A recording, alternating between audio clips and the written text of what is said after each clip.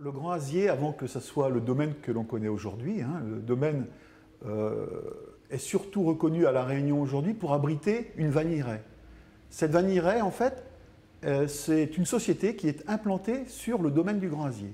Ce domaine qui fait environ 120 hectares aujourd'hui, qui est composé de deux domaines bien distincts, qui sont le Grand Azier, qui se trouve au sud de la route nationale, à Sainte-Suzanne, et le domaine de Belleau, qui se trouve au nord. Alors, en gros, la première concession, elle a été attribuée à un certain Jean Julien, qui venait et qui était rescapé de Fort-Dauphin, à Madagascar. Ce Jean Julien, il était natif de Lyon, et il était marié avec une malgache qui s'appelait Louise Nanjac, ou Mansac, selon les actes. Et après être parti de Fort-Dauphin, il se retrouve avec leur esclave Charles à accéder à la concession du Grand Azier, qui n'était pas vraiment le domaine comme aujourd'hui, mais qui était plus un lieu-dit ou donc une concession. Ensuite, donc, ce Jean Julien-là n'aura pas de descendance. Une moitié de cette concession sera vendue à un célèbre réunionnais, primo-arrivant réunionnais, qui est autre que Augustin Panon. Augustin Panon qui donnera les descendances que l'on connaît bien à La Réunion, qui sont les Panons des Bassins, les Panons du Azier, donc le Panon du Azier qui reprend le Grand Azier, les Panons Lamar, les Panons de l'Inde, entre autres. Donc ce Augustin Panon, qui lui était charpentier de marine à la base, est engagé au compte de la Compagnie des Indes dès son arrivée. Il arrive en même temps qu'un certain gouverneur qui s'appelle Habert de Vauboulon. Pour les puristes, ils ont fait un parallèle avec cette affaire du gouverneur donc Vauboulon qui se fait assassiner à La Réunion par les habitants, ce qui donnera lieu à un procès à Rennes où deux célèbres également réunionnais primo-arrivants seront envoyés aux galères et morts à Marseille, donc aux galères, que sont les familles Vidot, donc descendantes de ce Marc Vidot, qui a été enfermé avec son compère Robert, et qui sont donc décédés dans les geôles de Marseille au niveau des galères. Bien, Augustin Panon, au bout de ses 5 ans d'engagement, décide de ne pas re-signer d'engagement pour la Compagnie des Indes et prospère sur certaines propriétés de l'île, et entre autres, sa grosse propriété qu'il a à la Mare, où il a sans doute la plus belle maison de l'île, avec déjà à l'époque, alors on parle bien du début du XVIIIe siècle, donc c'est quand même très très loin, la première maison où il y aura un plancher en bois, ce qui n'est pas rien. Mais il n'a pas que ça, il a des terrains à la montagne, au Butor et donc au Grand Azier à Sainte-Suzanne. Cette concession au Grand Azier à Sainte-Suzanne, après avoir acquis la moitié avec Jean Julien, à la mort de Jean Julien, en 1714, il fait donc l'acquisition de la totalité et se retrouve donc avec un très très grand domaine. On va attaquer après la grosse période qui va être la culture du café, l'essor du café, mais rien ne dit que sur le Grand Azier, du café a été cultivé. Pour une simple et bonne raison, c'est que le Grand Azier est situé sur une zone en pente douce, mais assez basse, donc ce qui fait qu'il y a trop de soleil. Le café, ce n'est pas tellement son lieu de préconisation pour avoir un café de qualité. Le café qui devait se rapprocher à l'époque du café Moka pour pouvoir être cultivé et accepté par la Compagnie des Indes, puisque c'est la Compagnie des Indes qui achetait la totalité et qui forçait les propriétaires à cultiver ce café. Donc, Augustin Panon, il est marié avec une femme très célèbre également à La Réunion, Françoise Châtelain. Françoise Châtelain qu'on va appeler également la grand-mère des Réunionnais. Pourquoi? Parce qu'elle se marie 4 fois. Son dernier mari, c'est Augustin Panon. elle décède en 1730 et elle laisse donc à part égale à ses 10 enfants qu'elle a eus des 4 mariages, tous les domaines, et entre autres le Grand Azier. Sur les 10 enfants, 9 ont survécu et vont faire souche. Et aujourd'hui, on va retrouver un petit peu ces 9 unions un peu partout sur l'île. Entre autres les familles Esparon, alors les familles Panon bien sûr, mais tout ce qui va suivre. Alors trois gens vont un petit peu sortir du lot dans cette descendance. C'est Desblotières, qui était un fils d'un capitaine de vaisseau de la Compagnie des Indes, Louis Caillou, un Belge, qui lui était, comme le suivant, Forban, et John Grayel, qui était un Anglais également Forban. Et donc, tout ce petit monde va se partager à part égale, dès 1730, on va parler du Grand Azier, pas des autres domaines, mais ça sera pareil sur les autres domaines. Le Grand Azier va être donc partagé en 9 parts, plus la 10e, celle d'Augustin Panon, qui n'est pas encore décédé. Et donc, pour avoir de la légitimité au niveau du partage, à La Réunion, pour la plupart du temps, on ne va pas partager dans le sens de la largeur, mais dans le sens de la hauteur. Pour une simple et bonne raison, c'est que on se doute bien que la personne qui va avoir le terrain proche de la mer va être favorisée par rapport à celui qui va avoir le terrain en haut des montagnes. Et donc c'est pour ça qu'on va se retrouver avec des bandes de terre qui vont partir du bas vers la montagne, à part égale. À ce moment-là, le terrain fait entre 50 et 55 hectares à partager donc avec tous ces enfants. Ensuite, on a une période très très sombre jusqu'à la fin de la Compagnie des Indes. Donc, pour rappel, en 1767, la Compagnie des Indes, qui est ruinée, rétrocède l'île au roi de France. Beaucoup de documents sont lacunaires, aux archives entre autres, et donc on trouve très très peu de documents sur les différents propriétaires de cette zone. Néanmoins, on va retrouver un document en tout cas qui a été trouvé et qui va nous donner quelques indications sur les propriétaires de l'époque, entre autres un certain Panon de l'Inde, qui lui n'habitera jamais à La Réunion, donc il y a un des descendants, un petit-fils d'Augustin Panon, qui lui fera sa carrière comme militaire en Inde. Comme son nom, il sera gouverneur de Chandernagore, etc. On va retrouver également la famille Green, qui est un primo-arrivant venant du Morbihan. Alors Green est assez intéressant dans son parcours, parce qu'il est surtout le demi-frère du fameux Lescouble, qui écrira un livre sur la vie des colons à La Réunion et principalement à Sainte-Suzanne entre 1811 et 1838. Alors, c'est une erreur de penser que ce domaine d'aujourd'hui, ce domaine du Grand Azier, a appartenu à Lescouble. Il était en effet dans cette zone du Grand Azier, mais savoir que l'appellation Grand Azier, on la retrouve de part et d'autre de cette ravine du Grand Azier. Alors, aujourd'hui, le Grand Azier, comme on le connaît, est sur la partie est de cette ravine, alors que Lescouble, lui, se retrouvait locataire d'une parcelle qui se trouvait être sur la partie ouest et qui appartenait à son demi-frère Green. On retrouvait également un très très gros propriétaire, très très bien implanté au niveau du gouvernement de l'époque, qui s'appelait Jean-Baptiste Santuari, qui était un Girondin qui est arrivé avant la Révolution et qui repartira après chez lui, là-bas, à Capian, dans la région de Bordeaux, qui décédera là-bas avec des fortunes colossales et avec toujours des biens sur la région du Grand Azier.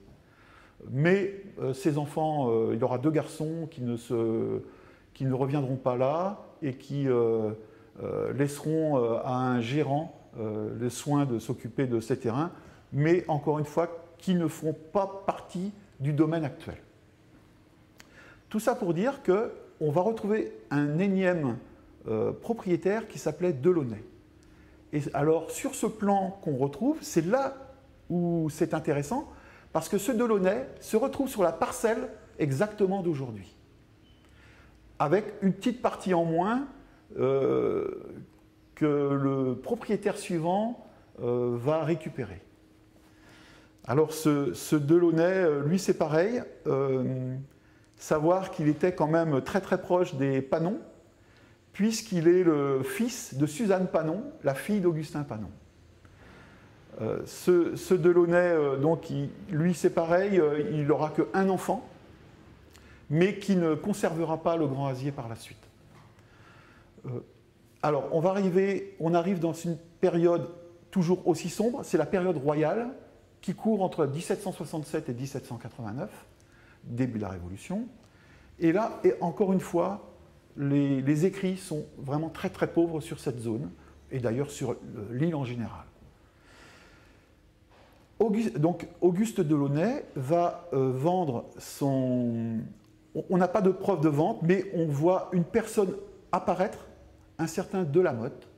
C'est un métropolitain qui vient de Blois, qui est assesseur au CSI. Alors le CSI, c'est le Conseil supérieur de l'île, mais qui va garder le domaine très très très peu de temps. Et on voit le rapprochement qu'il y avait entre Delaunay et Delamotte, puisque sur l'acte de naissance ou l'acte de baptême du premier enfant de Delamotte, c'est la femme de Delaunay qui s'appelle Marie-Marque Desblotières. Donc j'avais parlé de Desblotières tout à l'heure, donc c'est la fille qui donc est la femme de Delaunay et qui est la marraine du premier enfant. Donc on voit un lien très très très très proche entre les deux familles. Mais c'est surtout le suivant qui va être donc le principal instigateur de l'essor du Grand Asier, un certain Nicolas Vincent Charles Caradec, un Vantais, donc comme Green, qui est ancien de Pondichéry, officier, qui a quitté Vannes sans doute parce qu'il n'était pas le fils aîné, et donc en tant que fils cadet, il avait le droit à aucune charge ni rien du tout, alors que son père était un notable de la ville de Vannes.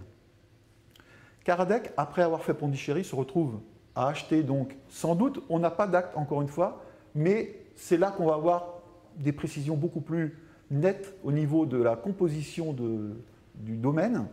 Donc là, on est sans doute à partir de 1789, et Caradec, qui est déjà assez âgé, se marie avec une femme qui s'appelle Gillot et qui est la fille d'un très gros propriétaire terrien de l'est de l'île qui s'appelle Charles Gillot.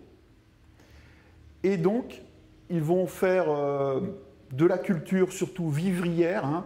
Donc, qui dit culture vivrière à l'époque, c'est beaucoup de maïs, du blé, du riz, mais également du manioc, des patates douces. Ils ont, à ce moment-là, une cinquantaine d'esclaves, ce qui doit être suffisant pour faire cette culture. Mais on voit bien qu'on arrive au début du XIXe siècle, qu'il commence à y avoir un essor pour la canne à sucre, mais que les esclaves que possède cette famille n'est pas suffisant pour pouvoir faire de la culture de la canne, qui est vraiment très très gourmand en main-d'œuvre. Début des années 1800, Nicolas Vincent Charles Caradec décède en 1813. Madeleine Gillot, qui est la femme de Caradec, n'a pas eu d'enfant. Et donc sa sœur, qui est mariée avec Nas de Touris, a énormément d'enfants et lègue par testament le domaine à donc son neveu Nicolas Gustave Nas de Touris. Malheureusement, en 1836, Nicolas Nas de Touris décède. Alors, pour la petite anecdote, il décède le jour de la fête des rois, alors qu'il était rasé par son barbier. il fait une attaque et donc décède en 1836, avant sa tante qui donc lui avait légué ce domaine. Par codicile, elle lègue à tous les enfants de Nicolas Gustave le domaine du Grand-Azier. Donc leur mère, Sophie Caillès d'Épinay, une Mauricienne, gère le domaine jusqu'à temps que les enfants soient en âge de le gérer. Et il y a surtout un des enfants qui va sortir du lot, puisqu'après, lors du partage, ils ont énormément de domaines, en particulier sur Sainte-Suzanne, dans les Hautes-Bagatelles, à Bagatelle, et autour du Grand-Azier. Cette personne, c'est Louis Denas de Touris. Louis Denas de Touris a marqué profondément la vie à Sainte-Suzanne au XIXe siècle. Déjà parce qu'il a été le maire de la ville, mais également parce qu'il a été une des figures pendant l'épidémie de choléra qui a sévi à partir de 1859 et en particulier en 1861. De ce fait, il a été fait chevalier de la Légion d'honneur avec une lettre très éloquente de l'empereur Napoléon III. Mais la crise aidant, Louis Denas de Touris a cherché d'autres solutions. Le gouverneur de l'époque, qui était le gouverneur d'Arico, a essayé de trouver une solution pour pouvoir donner un nouvel essor à la canne à sucre. Il a envoyé Louis Denas de Touris en émissaire en Nouvelle-Calédonie pour voir le gouverneur Guillain et voir avec lui s'il y avait des possibilités d'implanter des usines de canne à sucre. En 1861, il part en mission avec quelques spécialistes de la canne à sucre de l'île et en revient enchanté et décide de repartir avec sa famille en Nouvelle-Calédonie sur le compte de la famille le Couat de Kervéguin pour pouvoir installer une première usine. Plusieurs autres sucriers réunionnais ont suivi, non sans en emmener beaucoup d'ouvriers spécialisés et entre autres indiens de la canne à sucre.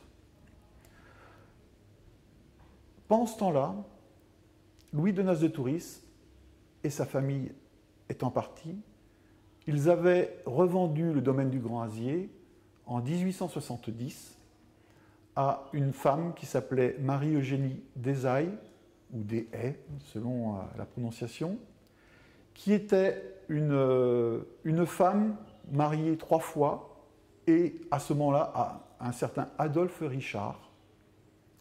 Adolphe Richard qui sera non seulement le mari de la propriétaire du Grand-Azier, mais également le successeur de Louis de Touris à la mairie de Sainte-Suzanne.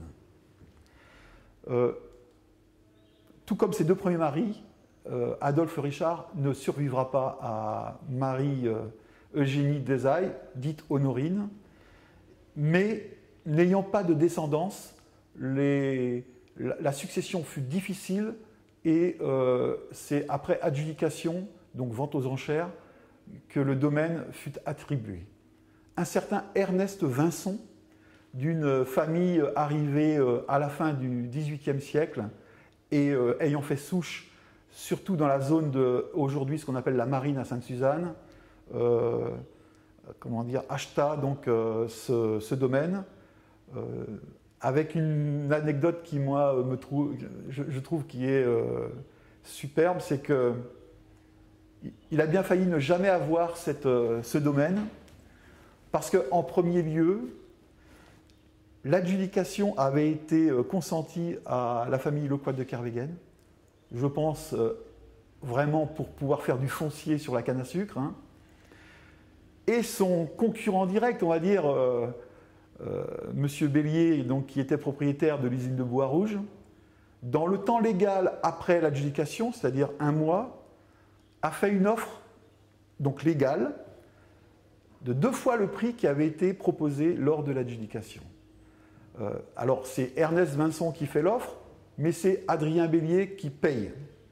Donc on voit une guerre de planteurs, hein, de sucriers, pour ce monopole dans cette zone de Sainte-Suzanne.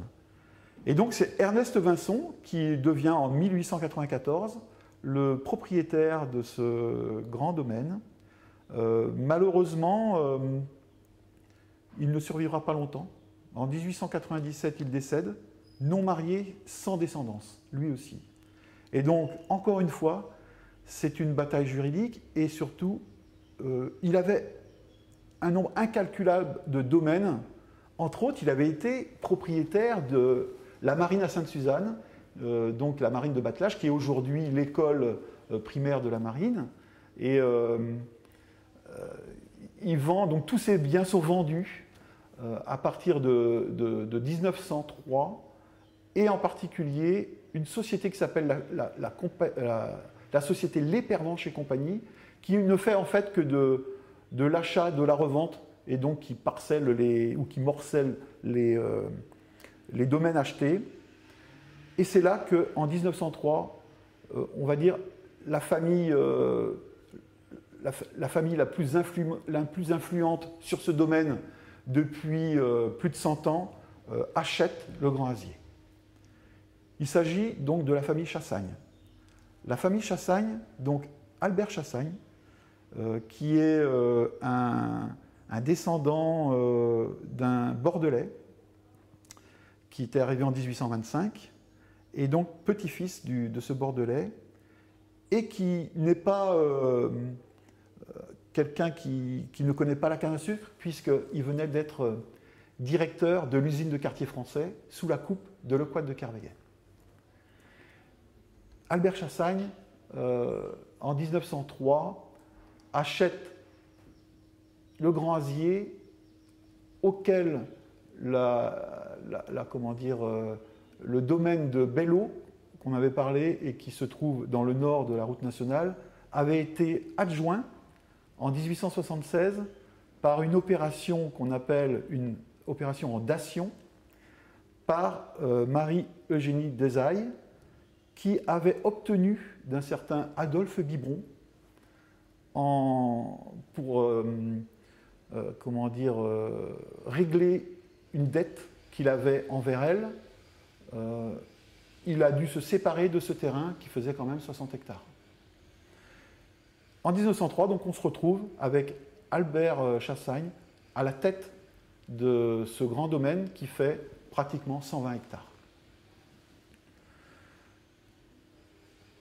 La canne à sucre a toujours été, depuis la première usine sans doute construite juste avant 1830, alors c'est assez flou, mais on va pouvoir se repérer à ce que je disais tout à l'heure, à savoir qu'il faut une main-d'œuvre assez conséquente pour pouvoir cultiver la canne.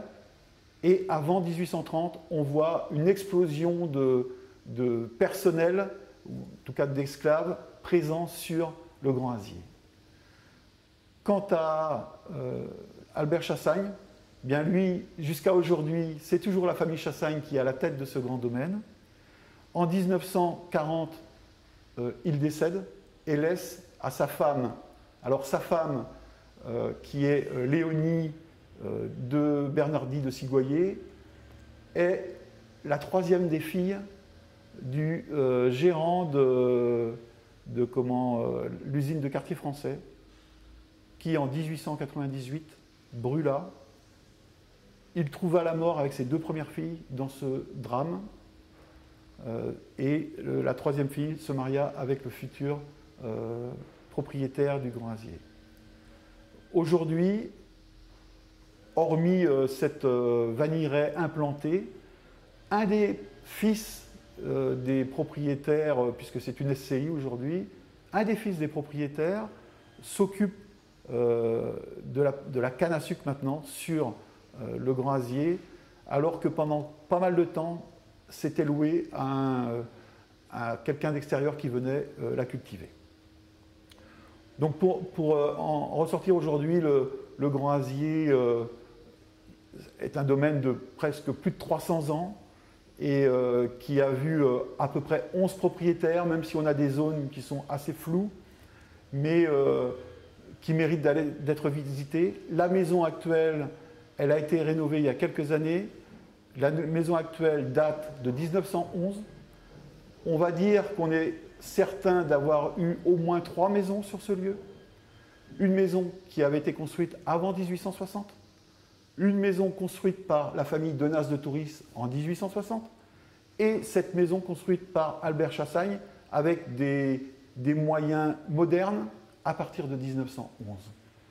Également, pour montrer l'attachement d'Albert Chassagne à la vie de l'île, il participa pendant la Première Guerre mondiale au bond de l'État, mais également il payait un médecin qui venait régulièrement visiter ses employés pour qu'ils soient en bonne santé. On va dire qu'il a été un des pionniers également en matière d'automobile sur l'île. Il acheta une automobile au début des années 1900. Donc voilà, c'est un petit peu ce qu'on pourra en tirer, c'est 3 familles, surtout les familles Chassagne, Panon et Denas de Touris qui ont fait le Grand Asier dans son ensemble, avec la famille de Marie-Eugénie Dezaille qui, elle, a adjoint au Grand Asier la partie qui est la partie du domaine de Belleau. Domaine de Belleau qui sera sans doute sur un autre volet, puisque c'est un domaine où il n'y a plus d'habitation, mais savoir que ça a été un des plus gros domaines de l'île, avec comme gros propriétaires la famille Gros, puis la famille Fréon, toujours avec ce lien très proche avec les Panons, et ensuite la famille Sicre de Fontbrune.